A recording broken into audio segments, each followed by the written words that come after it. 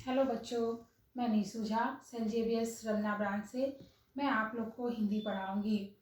इस online education में आप सभी बच्चों का स्वागत है। आशा करती हूँ कि आप सभी इस महामारी में अपने परिवार के साथ सुरक्षित होंगे और रहेंगे।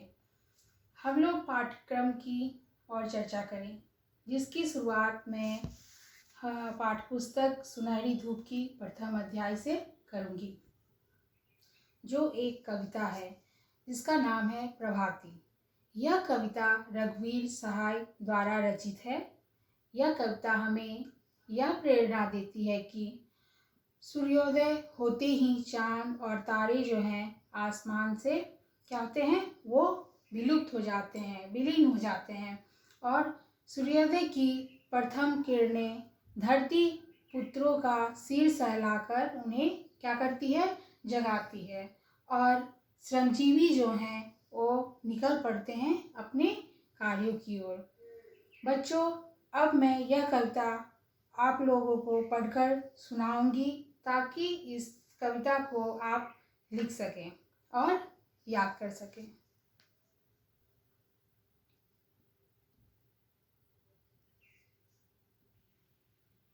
अब आप लोग को मैं ये कविता पढ़ के सुनाती हूँ।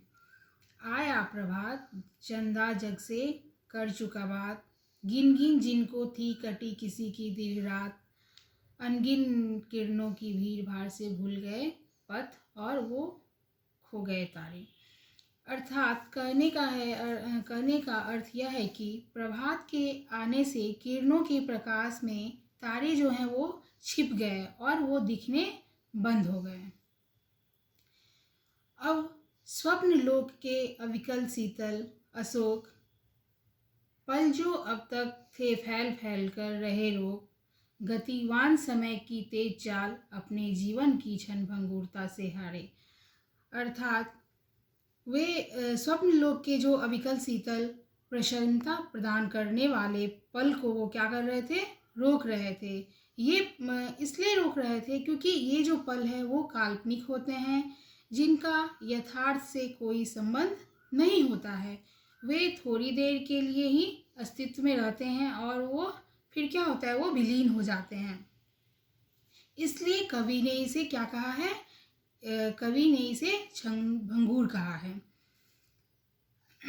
जागे जन जन ज्योतिर्मय हो दिन का क्षण क्षण, वो स्वप्न प्रिय उन्मिलित कर दे आलिंगन।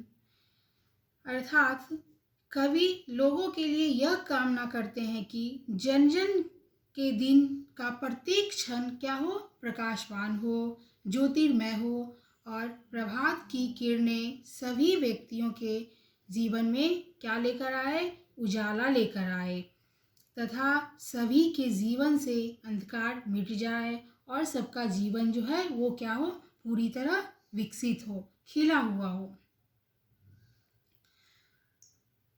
इस गर्म सुबह तपती दोपहर में निकल पड़े श्रमजीवी धरती के प्यारे। श्रमजीवी को रघुवीर सहाय जी ने धरती का प्यारा कहा है और कहते हैं वह कि वह गर्मी की गर्म सुबह और तपती दोपहर में भी काम करने के लिए निकल पड़ते हैं। कौन निकल पड़ते हैं?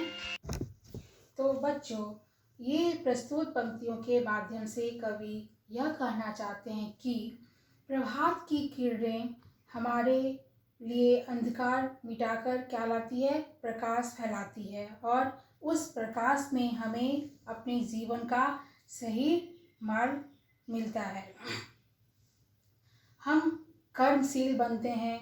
कवि कहते हैं कि सूर्य की किरणों के उजाले में सभी लोग अपनी नींद छोड़कर जागें और अपने जीवन को आगे बढ़ाने के लिए कर्मशील बने।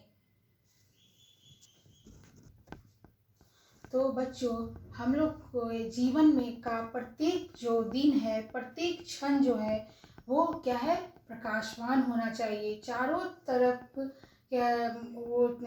तरफ रोशनी ही रोशनी हो। अर्थात हम अपने जीवन में क्या करें, अपने जीवन को अत्यधिक सफल बनाएं।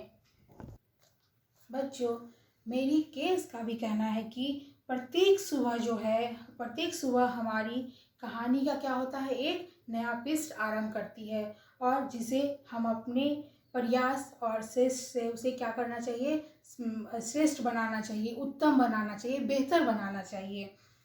बच्चों, अब कुछ कठिन शब्द हैं जिसको मैं आप लोग को बताती हूँ, आप लोग लिख लें उसको। दीर्घ का मतलब क्या होता है? दीर्घ का मतलब होता है लंबी, बड़ी। स्वप्नलोक का क्या मतलब होता है? स्वप्नलोक का मतलब होता है सपनों की दुनिया में। अविकल, अविकल का अर्थ होता है जो व्याकुल, जो बेचैन ना हो। गतिवान, जो चलता रहे, हमेशा अपने समय से वो चलता रहता है, वो रुकता नहीं है, जिसको गतिवान कहते हैं। क्षणभंगुरता, क्षणभंगुरता का अर्थ होता है बच्चों क्षण भर में नष्ट होने वाला, अनित्य। ज्योतिर्मय, ज्योतिर्मय का अर्थ होता है बच्चों प्रकाशमय, उजाला। उन्मिलित का मतलब होता है पूरी तरह विकसित, खिला हुआ।